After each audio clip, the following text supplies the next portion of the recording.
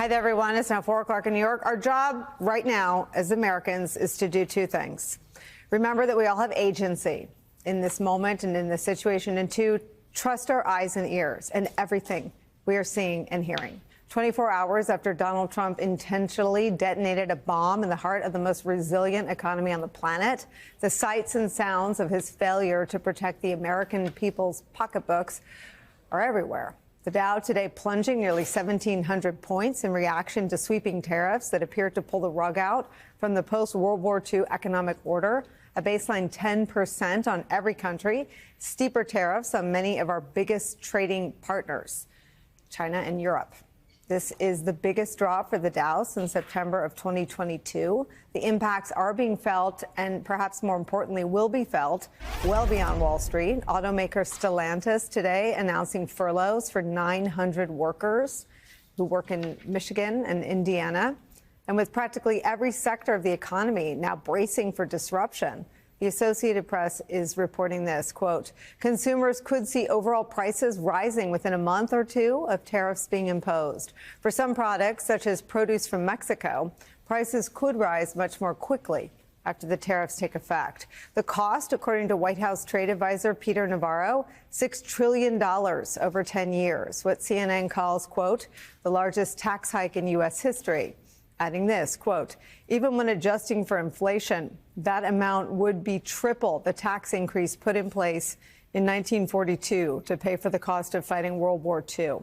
This attack on every single American family's buying power and savings is where we start today with CNBC senior economic reporter Steve Liesman. Steve, thank you. I've been watching your clips all day as you've been talking. With some surprise, and it makes me nervous when you guys are surprised. Tell me, is the surprise that people feel that Trump actually did it, or is the surprise how it did exactly what folks like yourself warned it would do? You know, if I could tell you a small joke in this sort of sad time here, Nicole. Please. There's a little meme going around the internet that somebody said, I'm really angry and upset that Donald Trump is doing exactly what he said he was going to do rather than what I told myself he was going to do, said every American businessman at this or business executive at this time. And that's really what's happening here. The market was very surprised. There was this sense that the tariffs were going to be reciprocal. But of course, these tariffs were not reciprocal. The tariffs from the president were completely made up out of whole cloth in a formula that no trade expert had ever seen before. And so they basically made up tariffs that were charged by other countries. And then he said, well, we're giving them a break and we're going in half. So these were much worse than expected by Wall Street. And that's why you have this. Remember, the market was already down. We have evaporated nearly $5 trillion worth of wealth. And I'll tell you, just from a technical standpoint, we closed at the low of the day. There was an attempt at a rally here. We moved from 1,500 down to about 1,000 or so. And there was no staying power, no takers at that lower level. And so we then went back the other way. What's happening here, Nicole, I think, is a massive thumbs down from the market about what this means for stocks, what this means for the economy, what this means for jobs. What you have is you have forecasters are increasing their inflation outlook, they're lowering their growth outlook, and of course they're upping their recession chances. It's not a foregone conclusion we have a recession, but they're upping their recession chances here. And the worst part about it that's so perplexing, I think, to the markets here is you have what is arguably the most what you might call business-friendly cabinet in maybe the history of the United States here. Billionaires, you have Donald Trump as a former businessman. You have Howard Lutnick, ran Cantor Fitzgerald. You have Scott Bessent, the Treasury Secretary, ran a hedge fund. And they don't seem to care. They don't seem to be hearing the message of the market, which is a market that is screaming no mas. Steve, what do people think stops the roll? Or I don't even know if it's a roll. It's a careening. It's a dropping off a building. It's much more quickly than a roll. But because it is manufactured by Donald Trump and because it is incompetently applied to no formula that makes any sense to anybody, what are the scenarios now? How does anyone plan? And what do folks say to Americans who have savings that they plan to retire with in months or you know, the near term? So this is precisely the problem. There was a manufacturer who said that they were going to benefit from these tariffs. but he was not going to make any investment because he could not be sure that the tariffs would remain in place. Remember, these were on again, off again, on again tariffs. These were tariffs that were levied on Mexico and Canada, then taken off. There is no sense of any kind of order or regime to these tariffs. And that is part of what's inside of this sell-off today, which is not only is there a worse outlook on the economy, but there's an uncertainty premium built into these prices. It was really important, this idea of the attempt to rally that then failed or faded. And that's because we have this concept of, do you buy the dip or do you, sorry to mix the metaphor, catch a falling knife? And of course, you don't want to catch a falling knife, which is the idea that maybe tomorrow we go lower again. I think the idea being, look, if the president stepped back, but at this point, Nicole, if the president said these are up for negotiations, I don't know if the market would believe him anymore. And it's very, very dangerous in a situation where the market is doing what it's doing and the president and his top lieutenants may not have the ability to talk the market down here.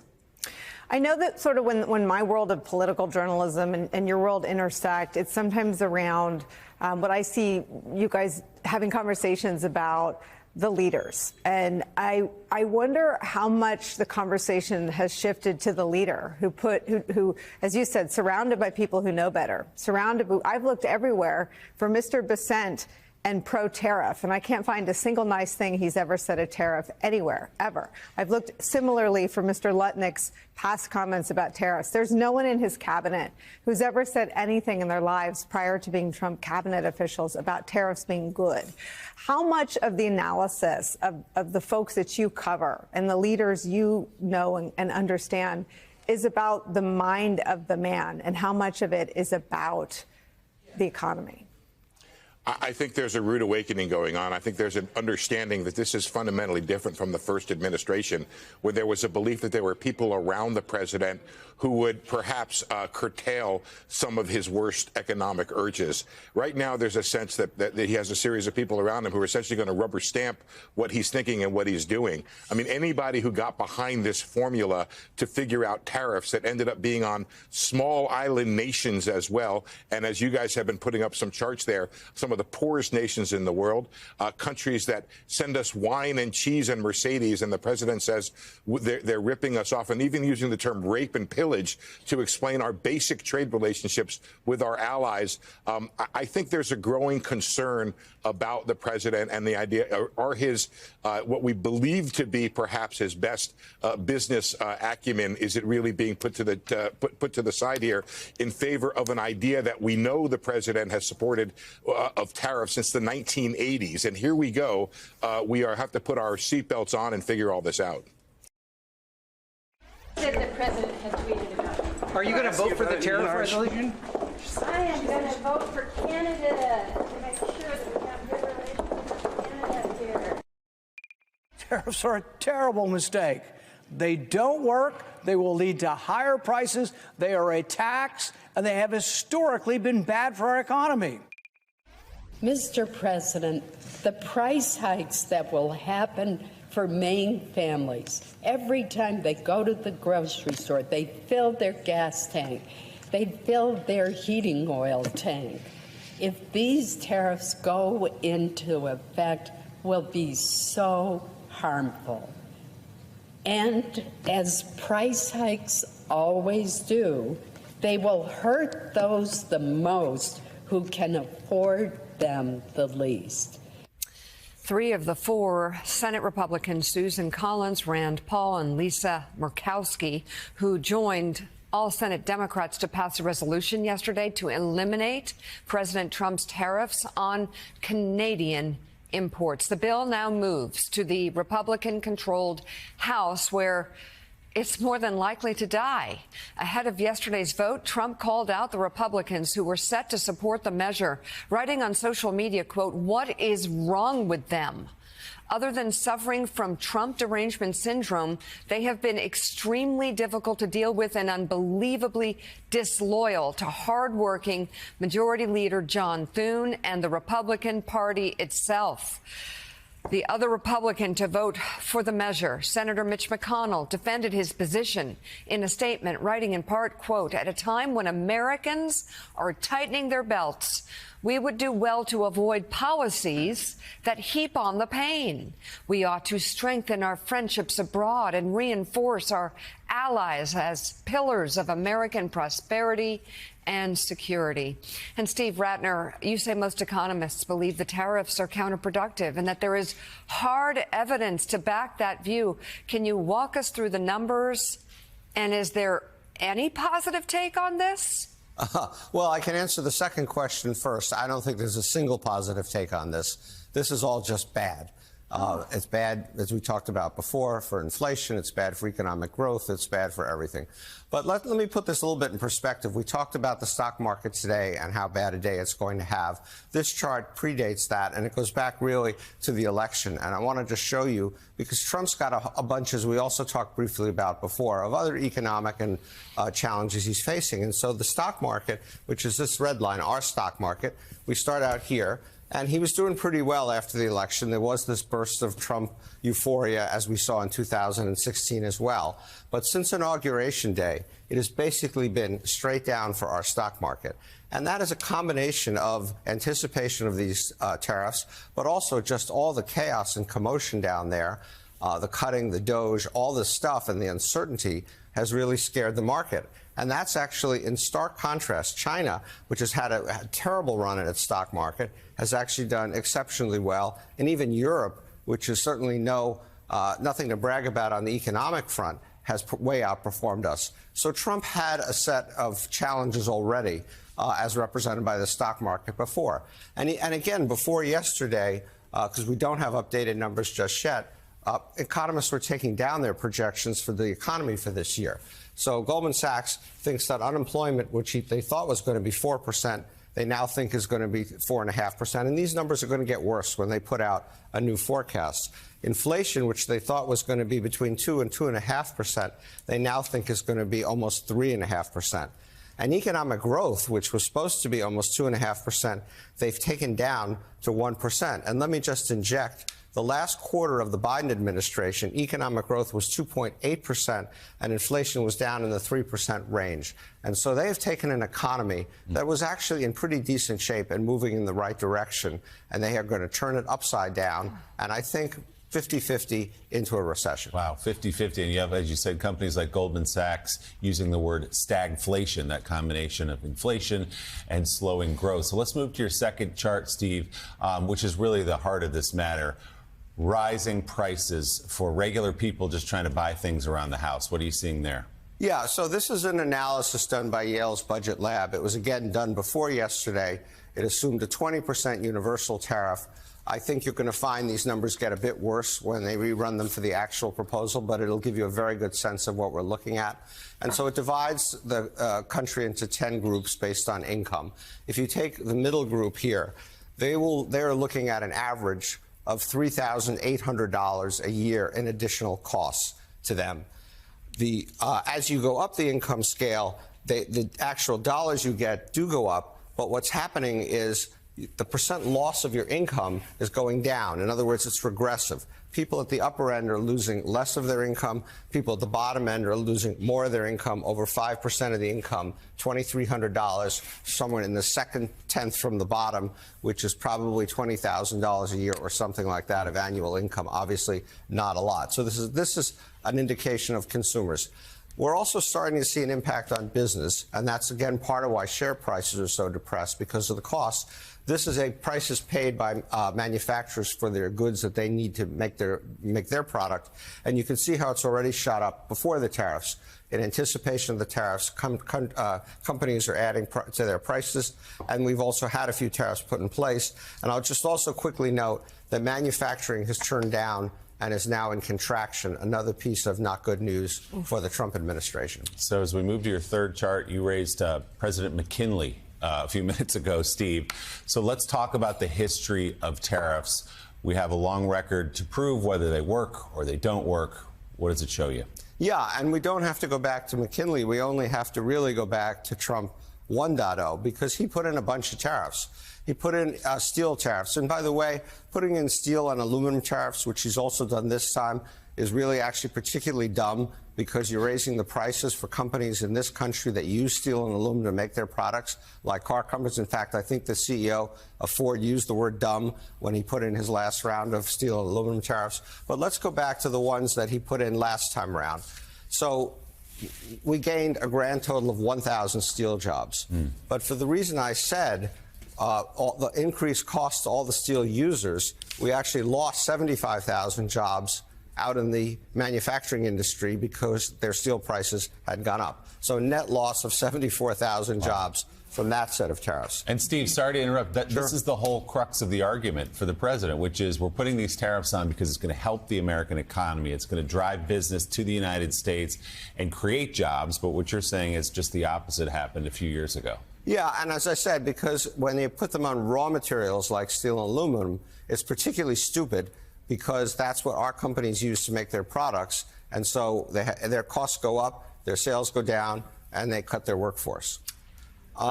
Let's look at his farm tariffs. So he put on $50 billion of total tariffs in Trump 1.0 in his trade war then. But it hurt our farmers because our biggest export is farm products like soybeans. And so he ended up subsidizing our farmers for $24 billion.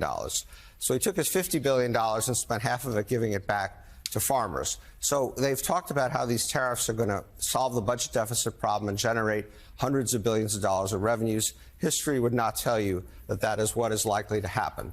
And then let's look at one other specific example from the past, laundry machines. They put a tariff on laundry machines. It raised the price of laundry machines by $200. And by the way, companies also increased the price of dryers because they sell them together. And they created 1,800 jobs at a cost per job of $817,000 per job created because there was some additional domestic production. But when the tariffs ended during the Biden administration, the price of the machines went down $75. And when all is said and done, they actually went down by a bit less, by a bit more than inflation. So here's an example of exactly how it works. You put on tariffs, prices go up for everything, domestic, imported, washing machines and dryers. You take them off, they go down. And for all that, you've paid $800,000 a job. How quickly are American consumers going to feel this? I think probably very quickly. And then in the next few months, the tariffs go into effect over the next few days, instantaneously, almost instantaneously. There are some goods that are already here that won't be tariffed. But I think, frankly, you're going to see companies start to raise prices right away because it's going to be, as we talked earlier, it's going to be hard for them to recoup all the costs of the tariff. And they're going to do their best to do it by raising prices very quickly. Morning, Joe. Economic analyst Steve Ratner, thank you very much for all those explanations. The fact that Donald Trump appears to be getting advice on matters of national security from a far-right, pro-white nationalism, 9/11 truther is not even the most disturbing part of the story I'm about to tell you. It's that Trump might actually be listening to her. First, the backstory. NBC News today confirmed with two sources much of what the New York Times first reported, that prior to yesterday's tariff palooza in the Rose Garden, Laura Loomer met with Donald Trump in the Oval Office. The topic of the conversation, firing members of the National Security Council. Mike Walls, the national security advisor and Signal chat enthusiast, was in the meeting defending his staff against what Laura Loomer was saying, that some members of the NSC were, quote, disloyal. Remember, Trump got rid of a career federal prosecutor last week, about an hour after Laura Loomer posted about him online. Well, this afternoon, NBC News is confirming that at least 3 national security aides were fired today, while other news outlets report that the number could end up being higher. Notable that this latest purge is happening a week and a half after Signalgate, a scandal for which no one has been fired that we know of, but one for which we learned this afternoon will be the subject of a DOD Inspector General's investigation involving Defense Secretary Pete Hegseth. Everyone is back. You know, if you're here, we were going to get to the Hegseth of it all and the Laura Loomer, just for you. I mean, that felt like a report from like a movie, like Don't Look Up or something. You're a fake, you get to play yourself in a movie. No, that's real. Laura Loomer is such a wild-eyed conspiracy theorist. I mean, she's an unapologetic. I think you had quotes in the intro. A white nationalist has said that about herself, cheered the deaths of Muslims, said that she hopes for more. I mean, a just nasty person. I will say, when I was at a bar one time when Carrie Lake accosted me, and Laura Loomer did de-escalate, so I don't have any personal things against her, so I appreciated that. But she is Are they friends? Didn't seem like it. She's a crazy person, and anybody who doesn't believe it could just Google Laura Loomer crazy or just look at her X feed if they wanted to get a sense for this. The fact that she is in the White House talking to the president saying you should fire people who are in charge of national security, and he apparently said, okay, Laura, great, and fired a couple of people who are in his National Security Council or support the National Security Advisor.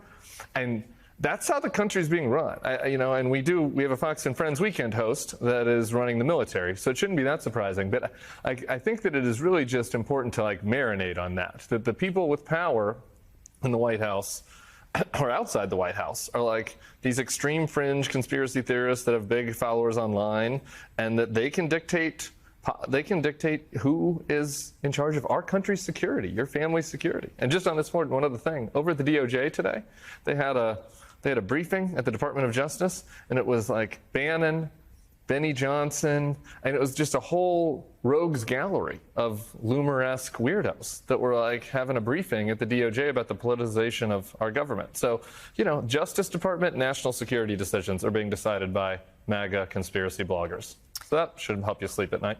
Sarah, again, I sort of want to widen the aperture here to the many, many conversations we had about the generals and how impactful their warnings about Donald Trump's. Really, they weren't about his policies or his politics. They were about his indifference, maybe, to long-held beliefs and norms about the rule of law, about keeping politics out of the military. They've blown all that up gleefully over 71 days. Is that sort of seeping into the body politic? Well, just really quickly, we knew that this term, if Donald Trump won, was going to be wildly different than his first term because those generals were there the first time. You were just asking in the last, segment why voters sort of didn't understand. And it's because, when you take your kids bowling and they're little, so they put up those little gutter things that when they I put those things up. Yeah, the bumpers. Right, the bumpers. The bumpers, right? The generals were like the bumpers. Donald Trump's first term was filled with career Republicans who acted like bumpers against all of his insane ideas and who protected him essentially from himself. And those bumpers are all gone. And so we are living in the gutter 100% of the time with people like Laura Loomer. And the fact is, no, it is not clear yet, I think, to voters until they feel the negative personal consequences from what Trump is doing. And I think the tariffs, I've started to hear it in the groups. And last time I was on your show was really the first time it had started to bubble up. It's the economic stuff. Even Doge, some people are nervous about it. They don't love Elon Musk, but people have to they have to touch the stove, right? They have to feel the negative personal consequences before they're really going to turn on him. And that's why I think the tariffs are one of the things that are really going to start shifting the environment for Donald Trump, because they will have real world negative impacts on people's wallets fast. And joining me now is Democratic Senator Maria Cantwell, the top Democrat on the Commerce Committee, as well as a member of the Finance Committee. Senator, thank you so much for your time. Really appreciate it. And it's so timely that we're talking about this. What would your proposal do? Well, we want Congress, who constitutionally is supposed to direct not just interstate commerce, but foreign commerce, to reassert itself in this discussion. Just like we approve trade deals, we should be able to review these trade and tariff policies that the administration is putting forth. Why is it that that has not been something Congress has been able or willing to do? Well, I think when we have given direction to presidents in the past and other administrations, most of the time they've gone and created trade policies. That is, opening up with, say, Panama or Chile or Singapore or the Central America Free Trade Agreement, or most recently in the Trump administration, a revision to the USMCA. So most of the time, the policy has worked because the direction given to an administration has been used to open up markets. And in this case, it's being used in a very, very broad and we think misconstrued way to create a tariff policy, very, very broad, not related to a rules-based approach. And so we want to review that. The fact that Senator Grassley has signed on to this, it's very clearly he is in the minority as far as Republican senators. But yesterday, 4 Republican senators did vote to stop the president's tariffs on Canada. Specifically, the House probably won't even take that up. What do you think about the odds of your proposal going forward? Well, the reason why Senator Grassley and I wanted to work together on a very thoughtful approach and why we kept it to the two of us is because as the ranking member on commerce, obviously I know a lot, and my state is a very big export commerce state. We know a lot about this authority granted by the Constitution to Congress. And Senator Grassley, as the previous chair of the Finance Committee, has been involved in the last several years, not only in these trade agreements, but in trying to look at a policy that we could get our colleagues to join in on. And so he's had other attempts in the past during the last Trump administration. So now we hope that our colleagues will take a look at this today, because the urgency of we don't want to start trade wars. You know, we want to see trade agreements and opening up of markets. But there's not a reason to impact all these businesses and households with higher costs right now, particularly when inflation is still high. And so just looking at both the states that both of you represent, you know, Washington and Iowa, such ag-centric, ag-heavy states that give so much and contribute so much, not only to our economy, but they feed much of the world in so many ways. I'm just wondering the impact you see on this broad-based series of tariffs across every single country that we trade with for our agricultural products. Well, good question, because that is the big concern. The United States grows much more food than to just feed Americans. And by having access to those foreign markets, it's a lot of jobs. When the Trump tariffs went into effect, I have almost between 7,000 and 8,000 families involved in apple growing in the state of Washington. That curtailed, those previous tariffs curtailed those activities, and we lost huge $100 million markets. So we've gotten them reopened, particularly with India, and we don't want to see them closed again, because while we could keep farmland in the future, I guarantee you if this is prolonged, you will lose farm families. And I'm not interested in having big corporations just own all the farmland. So the growing middle class around the world is a great market for U.S. agriculture products. What about all of the restrictions that some of these countries around the world have to receiving our agricultural products? And I'm thinking a lot more about, grains and things that have been modified. Is that kind of opposition to our agricultural products something that could be negotiated when it's more than just an economic reason? They're defending it from American products for other reasons. Yes, and so that's why you need rules-based trade. You need to say, we are for opening these markets. Here are the rules and why trade agreements in the past. So in the Bush administration, we did some of these very big agreements, as I mentioned, Singapore, Peru, Chile. And guess what? They now have turned into being some of the biggest markets where we have more exports to those countries. And so that is what we need to be doing. But when you start a tariff war, the consequences to all of these growers in the meantime can mean huge disruption. And what I think we would like people to think about is that even the last administration, there had been a big change to today, where competition is happening much faster, where getting on the market shelves of some other country might prohibit us, even when the agreement's over with, to get access back to that market. So we don't want people realigning without us. We've been a great aligner. The United States has been the person that says, these are the rules, and this is what you should all follow, and let's go do this. And we want to keep building that. I didn't mean to interrupt you. I'm so sorry. What would you say to people who point out TPP, NAFTA, CAFTA, even USMCA, and say, you know what, the Americans, our own people, have been pretty bad at negotiating these free trade agreements? And I'm thinking of TPP and what happened there. What do you say to people who are saying, you know what, just our own negotiators in the past have been really poor? Well, this was a huge USMCA negotiation, and where colleagues of mine like Sherrod Brown and other Democrats who never voted for trade agreements voted for them because they put labor standards in place. And those labor standards of making those countries meet that, I actually also passed into law making sure that USTR had more lawyers to enforce our trade agreements. We had just a handful of lawyers over there. So when we threatened a country and said, listen, adhere to this agreement you signed, no one was backing that up. And so what I want to see is us to continue to grow these rules-based systems, get other countries to buy in. I think right now we should have a huge alliance on technology. If we want to stop China, we should say the 5 most sophisticated technology and democracy countries only buy from people who don't have a government backdoor. So that kind of alliance building would give the United States a lot of clout, and that's what we should return to and take care of the workers. And then I think, Senator, I want to end our conversation with something I think that the world can agree on. Washington apples are probably the best, among the best in the world.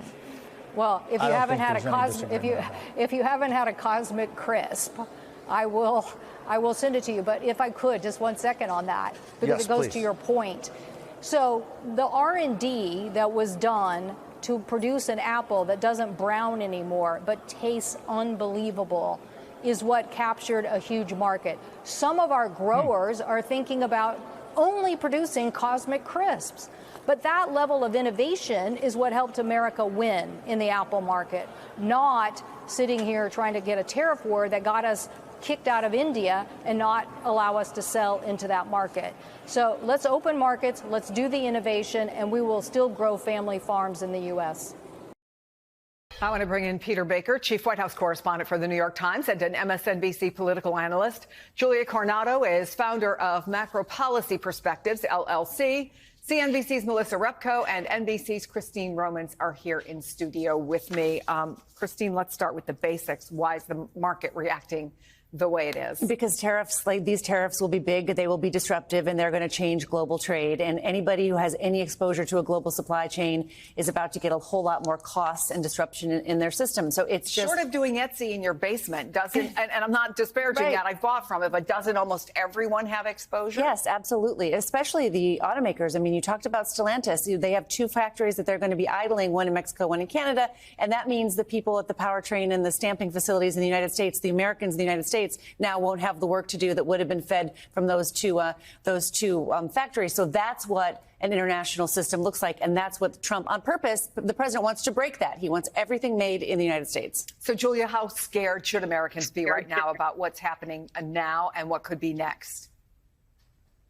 Well, this is going to be a sizable shock. We calculated the weighted average tariff on U.S. imports at something close to 25%. Which is just above the Smoot-Hawley level of 1930.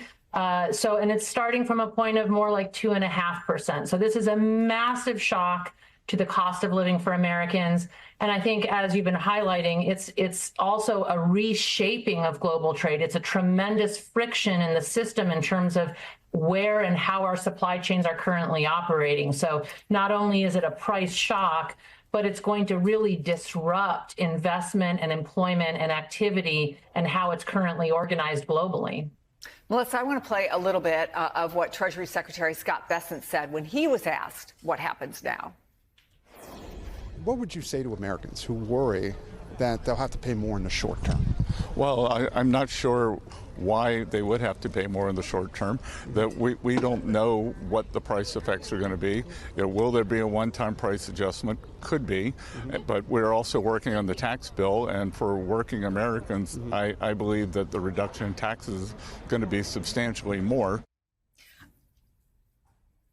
I don't want to put words into his mouth. Does it sound to you like they're figuring it out as they go along, that they aren't really sure? Or let's talk about, this is your area of expertise, is there any question consumers are going to feel this?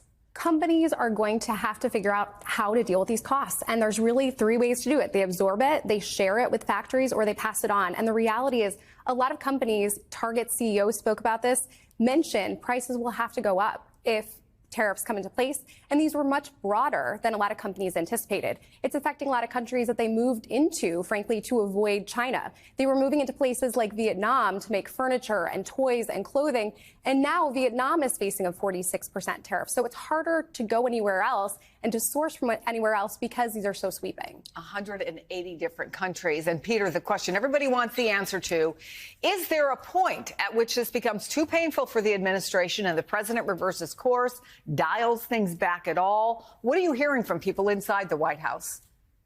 Yeah, I think it's worth remembering that he has, in fact, been sort of unpredictable about sticking with this kind of stuff in the past. In the tariffs he's threatened and put on and taken off in the first 10 weeks of his presidency, he's been all over the place. So these are likelier to stay on, at least for a little while, but it is conceivable that the pain becomes too hard for him to absorb, and he finds some excuse to declare victory and to ease up, either to make exclusions or exceptions, whether to pause them for a while in order to, claim some sort of half-hearted change that he will, portray as a victory.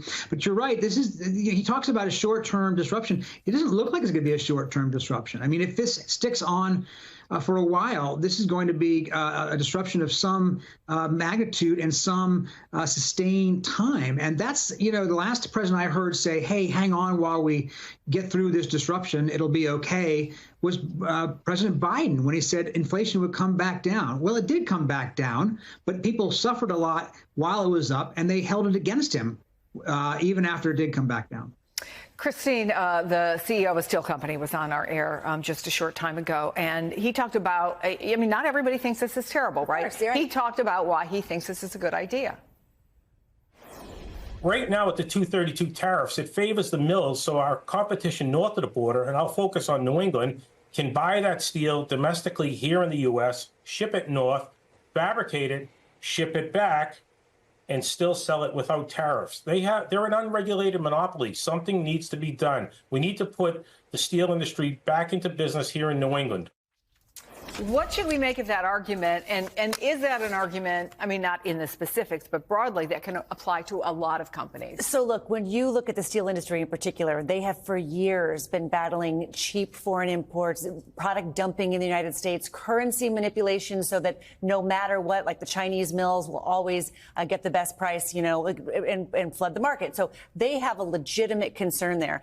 But the way that tariffs affect economies, even domestic manufacturers who want more investment in the United States, they have to buy steel. And sometimes they have to buy imported steel. And sometimes the way the economy works, you've got some kinds of steel and parts made out of steel that are so specific, they're only made in Canada for the auto industry, for example. And so no matter what, you're forced to face these higher prices. You talk to the shrimp industry and others, there are specific industries that feel like they have been left behind over the years in these trade deals that have not all been, roses and sunshine for a lot of American workers. And so there are different parts of the economy that are cheering these tariffs, no question. But again, tariffs can cut both ways, even when you support them. So, Melissa, let's talk about how this impacts companies right now. You and I were having a conversation. I think we were both watching CNBC.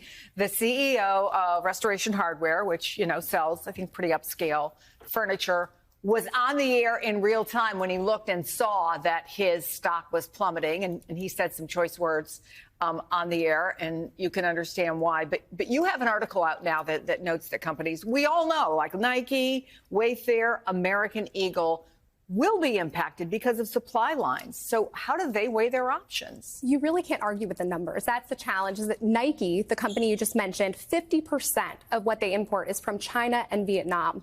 Footwear is almost entirely imported, all the footwear that's sold in the U.S. Can I interrupt you for just 1 second, and then I'll let you continue? There was a guy on our air today who's the mayor of a Midwestern city. He said he just bought his kid a pair of Nikes. He took the box, $100. It was made in Vietnam. He said, so this is going to be $125. And with Nike and Restoration Hardware, you have to remember they're dealing with a challenging time to begin with. Consumers are already being value conscious. They're spending carefully. The housing market is not working in the favor of furniture makers, many of whom produce overseas. And same goes for Nike. They're in the middle of a softer period of time. They're struggling with their brand. They're trying to reinvent themselves.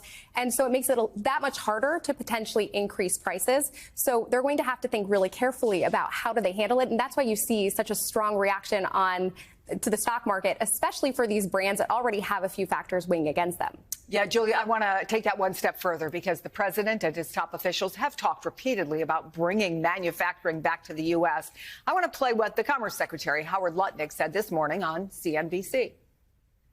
You're going to see the greatest resurgence of factory building and factory production in America. This is our time. Everybody is going to build their factories here. Everybody's going to move their factories here, and America is going to become the producer of much, much more of what we consume. Does that reflect the world that we live in 2025, or is he trying to bring back a vision of the U.S. economy that's in the past? It's way in the past, as in before World War I in the past. Post-World War II, the U.S. was the champion of integrating global economies, integrating supply chains, letting countries seek out their comparative advantage to increase prosperity, and intertwining our economic interests also helps prevent conflict. So there was a vision of a global economy that worked together and was more peaceful coming out of the world wars. And this is turning the dial back to a much more conflictive backdrop. So will companies relocate? Will factories relocate in the U.S.? It's still going to be a higher cost place for production. And one of the big dangers here is that we're showing ourselves to be an unreliable partner. We are combative. We are punitive. We are not working through diplomatic channels to work out trade deals on targeted areas where there may be some unfair practices or competition, as was highlighted just a moment ago. It's just a blanket sort of attack on trade in general. And that's just going to be tremendously disruptive to the modern economy that we live in. And really, I think the U.S., one of the lasting legacies of this is that the U.S. is showing itself to be an unreliable partner. And when you talk about the blanket nature of this, Peter, among the areas hit were the Heard and McDonald Islands. They are remote islands. They are home. I'm going to read from this. To a vast number of macaroni penguins, Antarctic fur seals, and endangered black-browed albatrosses, but no humans. There is no trade, which begs the question, do we know even how much work went into putting this plan together, whether the administration has a clear idea of what they were doing? Did they just want to be able to say a big number, 180 countries, we've gone all in on this? What's that about? Well, it certainly doesn't look like it's well thought through in all of its particulars. You played that clip from Scott Bessent, the Treasury Secretary, just a few minutes ago, in which he said, we don't actually know what impact it's going to have on prices. Really? So you're going to do all of this as important and big and impactful as it is without having any kind of study, without having any kind of estimates, without having any kind of projections as to what the impact might be on Americans and on the people that you're representing? That's rather striking. It's also striking, by the way, that they're going after the penguins, as you say. But what countries are not on that list of 180? Interestingly enough, Russia, Belarus, North Korea, Cuba, some of our worst most adversarial, rivals in the world right now. Now you can say that's because, in fact, they're already sanctioned. We don't do a lot of trade with them, and it's true. Trade with Russia, for instance, has gone down substantially since the invasion of 2022. But we still do several $billion worth of trade with Russia, which is a lot more than we do for some of these smaller countries that are on the list. And yet Trump decided he didn't want to impose new tariffs on them. Maybe that's a tactic for the upcoming, peace negotiations, but it raises a lot of questions.